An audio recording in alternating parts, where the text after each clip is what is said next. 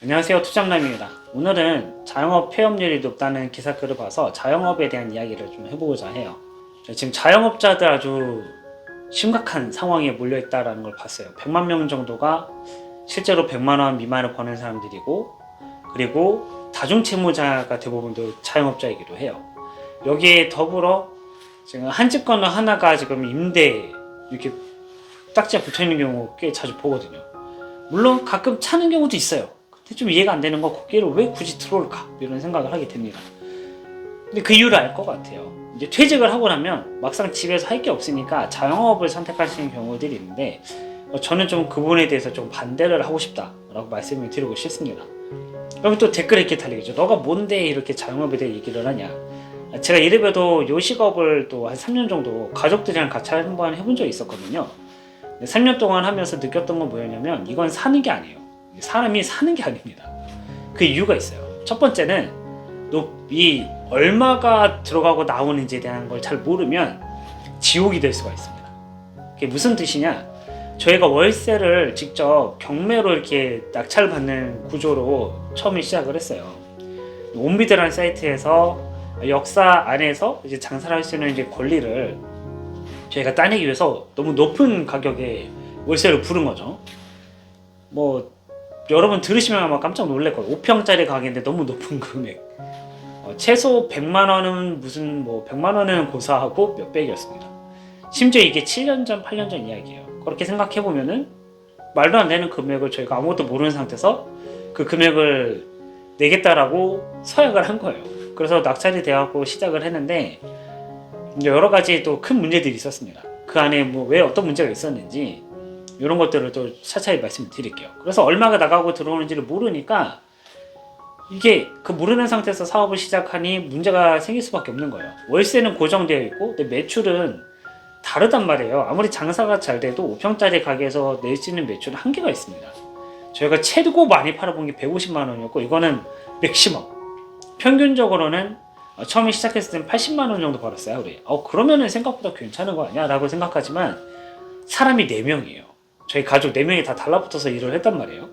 그 4명에 대한 인건비를 계산해보면 이건 답이 안 나오는 거예요. 800만 원이 남아야 돼요. 그래야지 뭐라도 우리가 건져가는 게 있는데, 일단 한 달에 30일 내내 일을 할 수는 없었기 때문에 어차피 30일 내내 한다고 그렇게 매출이 높지 않았어요. 그래서 저희가 25일 정도를 했습니다.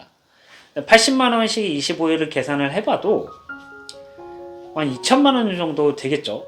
이거는 굉장히 나이스한 상태, 나이스한 시나리오예요. 평균적으로 그렇지 않았어요. 나가 있는 거는 정해져 있고 들어오는 거는 또 그때그때 다르니까 이거를 처리하기가 굉장히 버거웠던 겁니다. 여기다가 또 알바생을 가끔 고용하는 경우도 있었단 말이에요. 이렇게 되다 보면 나가는 거는 많은데 들어오는 게 없어서 오히려 적자인 상태가 되는 겁니다. 그래서 저는 자영업자 하시는 분들, 일단은 여러분이 그 계산을 못하면 안 돼요. 어떤 계산이냐? 일단 임대료가 얼마인지, 임대료는 보통 평상적으로 10분의 1 정도 매출이 나올 것 같다는 걸 생각하면 10분의 1 정도 돼야 들어가는 게 좋다라는 얘기가 있어요. 그리고 이제 식재료 같은 경우에도 50% 넘어가면 안 돼요. 30%에서 40%인데 지금 물가가 올라와가지고 그것도 쉽지가 않아요.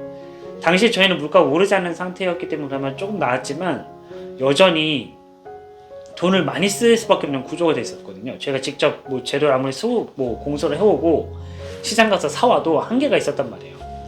그런 부분이 있다라는 거. 그래서 얼마 정도의 내가 원재료 값을 낼 수 있는지 이거를 계산하셔야 되고요. 인건비가 얼마인지도 계산하셔야 돼요.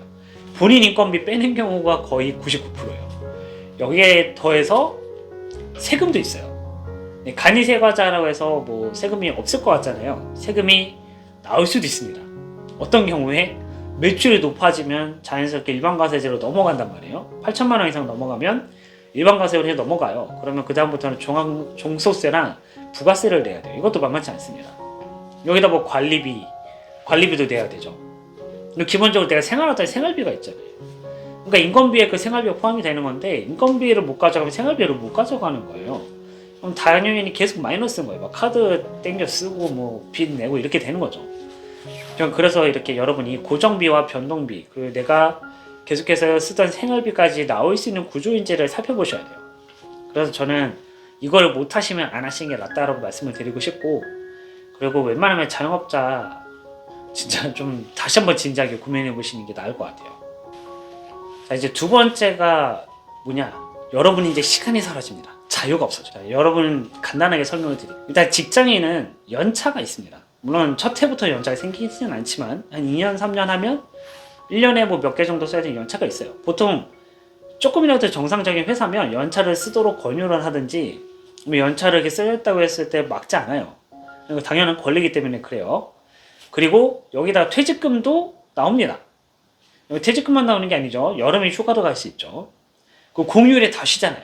근데 자영업자는요, 특히 요식업 하시는 분들은 여러분 주변에 한번 살펴보세요. 평일날 쉬는 가게들도 종종 있는데 평일날 하루 쉬는 그 식당도 많지 않아요. 대부분은 30일을 풀로 돌려요. 풀로 돌린다는 건 무슨 뜻이냐면 아침 한 9시쯤 나와서 보통 11시에 퇴근합니다. 왜냐면 재료를 준비를 하고 손님 맞을 준비를 해야 되기 때문에 마감도 해야 되기 때문에 하루에 12시간, 14시간씩 근무를 한단 말이에요. 보통 저 하루에 그 요식업 떡볶이장을 살 때 전 떡볶이 팔았거든요. 몇 시간을 일했냐면 14시간을 일하는 적도 있어요. 더 정확하게는 새벽 5시에 나가서 5시 반에 나가가지고 저녁 12시에 퇴근을 했어요. 그럼 제가 하루 동안 몇 시간을 일하는 걸까요? 그 가게에서 거의 20시간 가까운 그 말도 안 되는 시간을 일을 했어요. 요식업 하면 그렇게 하게 돼요. 여러분 안 할 것 같죠? 한 푼이라도 벌어야 되기 때문에 그렇게 하게 돼요. 더 큰 문제는 뭐냐, 남들 크리스마스 때 뭐 사람 만나러 갈 때 저는 못 가요. 크리스마스 때 장사해야 돼요. 여름 휴가 시즌? 그때도 마찬가지예요. 그 여름 휴가 시즌은 회사 다니는 사람들 이야기지 자영업자하고는 아주 아무 상관이 없는 이야기예요. 오히려 내 떡볶이를 사줄 사람, 내 음식을 사 먹을 사람이 여행을 가기 때문에 매출이 떨어지면 떨어졌지 그게 나한테 혜택은 없단 말이에요. 여기에 더 큰 문제가 있습니다. 여러분이 이제 싱글이라서 아직 좀 뭐 20대 30대라서 난 이제 혼자 그냥 내가 번 걸로 한번 해보겠다라고 하면 뭐 말리진 않을게요. 그럼 어차피 뭐 여자친구 남자친구도 없다 그럼 더 좋아요. 해볼 수 있겠죠. 그런데 여러분이 40대 50대라고 되셨다고 하신다면 생각을 해보셔야 돼요. 내가 지금 자녀가 있고 그 자녀가 학교를 예를 들어서 학교에서 뭐 체육대회를 해요. 요새는 부모님들이 가는 경우는 잘 없는데 뭐 하다못해 유치원생이라 한번 해볼게요. 학교 뭐 유치원 뭐 체육대회를 연대요. 부모님들은 뭐 참석을 하래요. 근데 나는 장사를 해. 그럼 못 가요. 이런 일들이 생긴다는 거죠. 남들이 쉴 때 다 못 쉬고요. 내가 아플 때도 못 쉬어요. 심지어 아플 때도 나가서 일을 해야 돼요. 그래야지 하루라도 내가 돈을 벌어야 가게 월세도 내고 내 인건비도 챙겨가고 이러니까 몸이 너무너무 아픈데 나가야 돼요. 이게 자영업자의 삶입니다. 연차 그런 거 없어요. 요식업 하는데 무슨 연차가 어디 있겠어요. 그죠? 자영업자도 마찬가지예요. 저도 지금 저는 다행히 뭐 현재는 시간을 들이지 않고 일을 하고 있기 때문에 그나마 나은데 저도 휴일이 없습니다. 여러분 전 하루를 빼잖아요. 매출이 확 꺾여요. 그렇기 때문에 자영업이 그렇게 만만치 않다는 걸 말씀을 드리고 싶은 겁니다.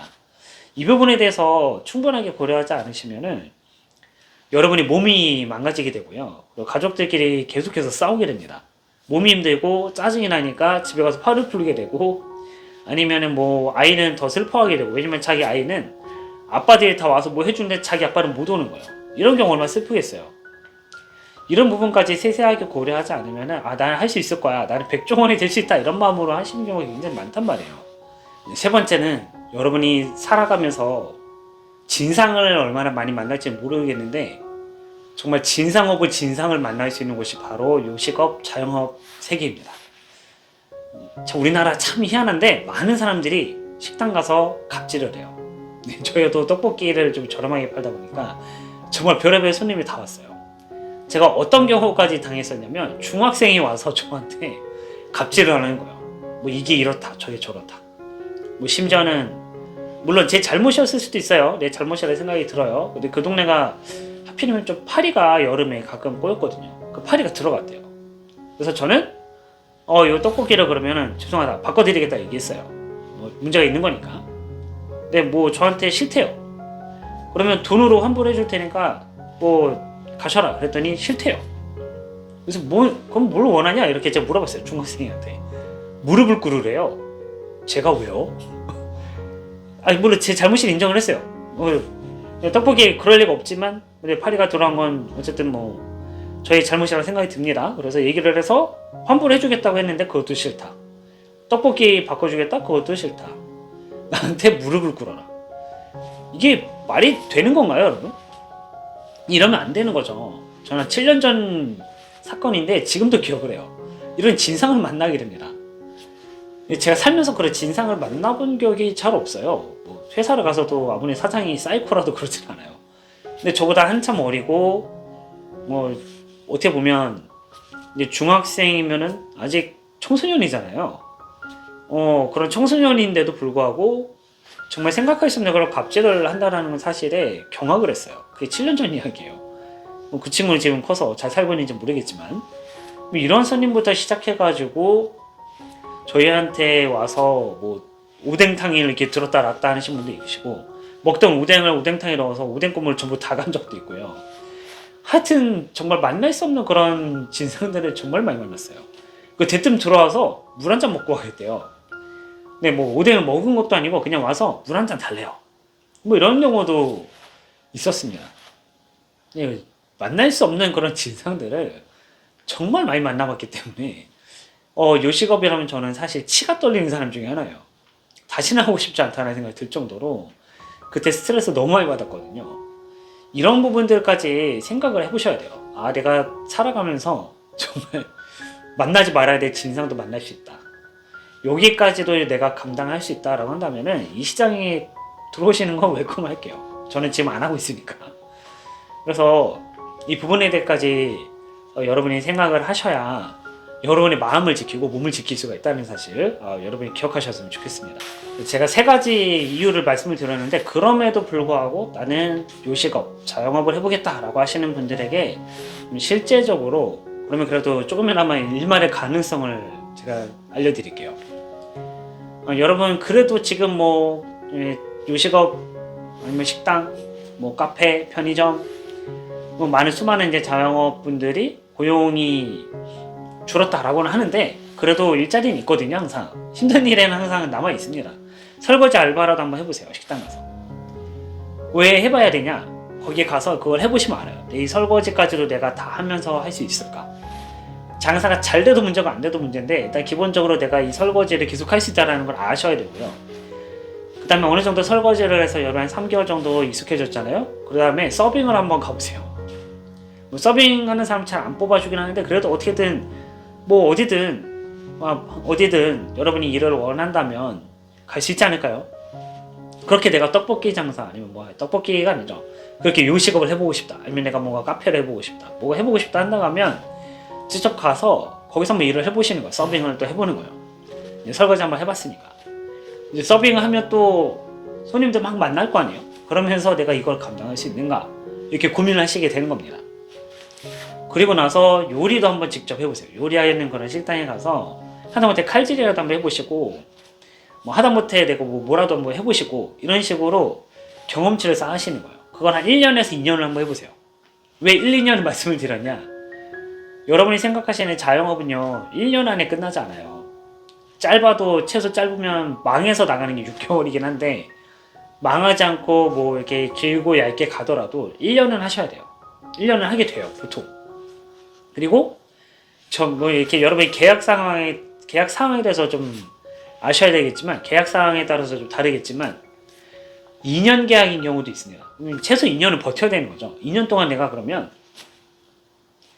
그런 자영업 세계에서 내가 살아남을 수 있는지 그 자영업 세계에서 일할 수 있는 그 모든 항목들을 다 일을 해보면서 생각을 하는 거죠. 내가 이 시장에 정말 들어와서 살아남을 수 있을까? 그렇게 하면 최소한 여러분 자본금을 까먹지 않아요. 예, 요식업과 자영업의 제일 큰 문제는 자신의 자본금을 까먹을 수 있다는 겁니다. 여러분이 진짜 피땀 눈물 흘려서 번 돈을 한 번에 날려먹을 수 있다는 뜻이에요. 그렇게 하지 않을 수 있는 방법이 바로 직접 그 자영업 세계에 발을 담가서 확인을 해보는 겁니다.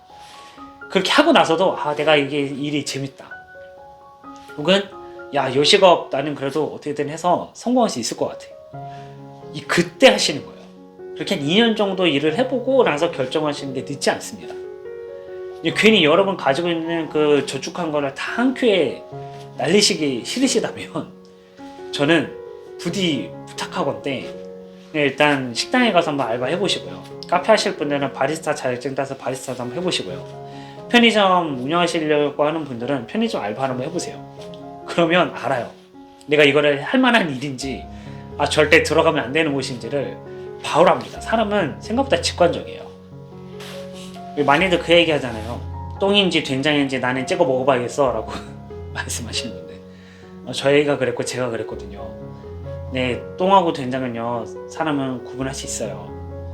네, 자영업 세계는 제가 봤을 때 된장은 아니에요. 지옥이에요, 지옥. 정말 그 경험하지 않아도 될 거를 경험하는 경우도 있었고, 물론 정말 좋은 손님들도 있었고 재밌는 손님들도 있었고 행복한 시간들도 없었던 건 아니에요. 근데 그거를 굳이 그 힘든 노동을 해가면서 내가 얻을 필요가 있나? 내가 굳이 그 힘든 경험을 내 돈을 다 써가면서 거기서 그렇게 돈 주고 배울 필요가 있는가?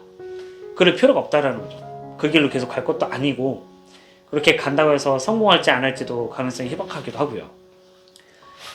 제가 또 말씀 안 드린 게 있는데, 그리고 저희는 프랜차이즈 없이 했어요. 저희가 직접 개발하고 소스도 개발하고 하나부터 10개까지 다 만들어서 해봤단 말이에요. 그래서 그나마 저희는 살아남았다고 생각을 해요. 죽지 않고. 근데 프랜차이저 하신 분들은 어떨까요? 가맹비 내야 되죠. 그리고 메뉴 내가 마음대로 추가 못하죠. 여기에 더해서 또 오너 리스크도 있죠. 오너가 잘못을 하면, 아니면 어떤 매점 하나가 잘못하면, 매장 하나가 실수를 하면 그게 모든 매장에 영향을 미치게 되죠. 이런 부분들까지도 고민을 해보셔야 되는 게 자영업의 세계예요. 이런 거 고민 안 하시고 뛰어들면 패가망신합니다. 그래서 여러분 정말 부디 정말 신중에 신중을 기하면서, 그리고 직접 그 세계에 발을 담가서 내 일을 해보면서 깨달으시는 게 저는 가장 베스트라고 생각을 합니다.